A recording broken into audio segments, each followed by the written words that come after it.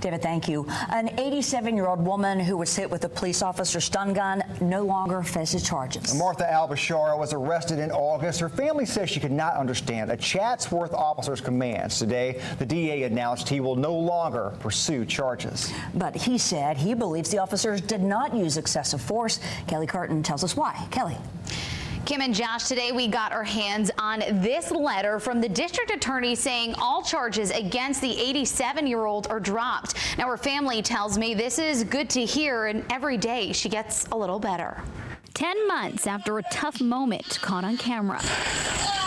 A letter from District Attorney Bert Poston to Chatsworth Police Department dropping all charges against 87-year-old Martha Al-Bashara. I think these charges could have been dismissed a long time ago, because it was apparent from the very first that this wasn't an obstruction as I know obstruction.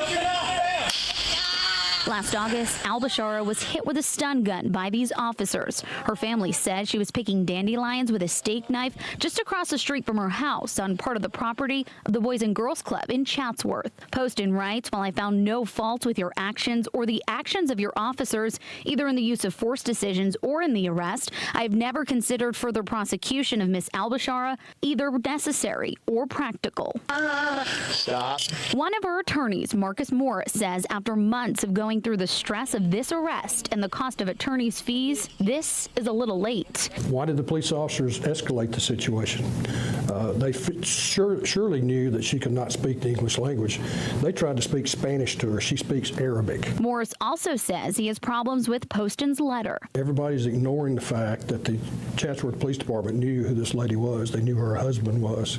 She was not a stranger to them that day. Poston writes 87-year-old women and men are, as a practical matter, quote, immune from prosecution, except on a more serious charge because by definition, they are, quote, very sympathetic to the eyes of a juror. Her attorneys want this to serve as a learning tool to hopefully change some of the Chatsworth Police Department's use of force policy. There has been no remedial training at all of these officers.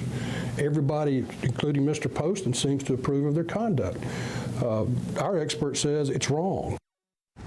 Her attorneys tell us they've been working on a civil rights lawsuit and have plans to file it soon. We're told that will happen in the beginning of next month. Josh? Kelly, thank you. We reached out to Chatsworth PD for a comment. They directed us to the insurance agency on the case. We have yet to hear back.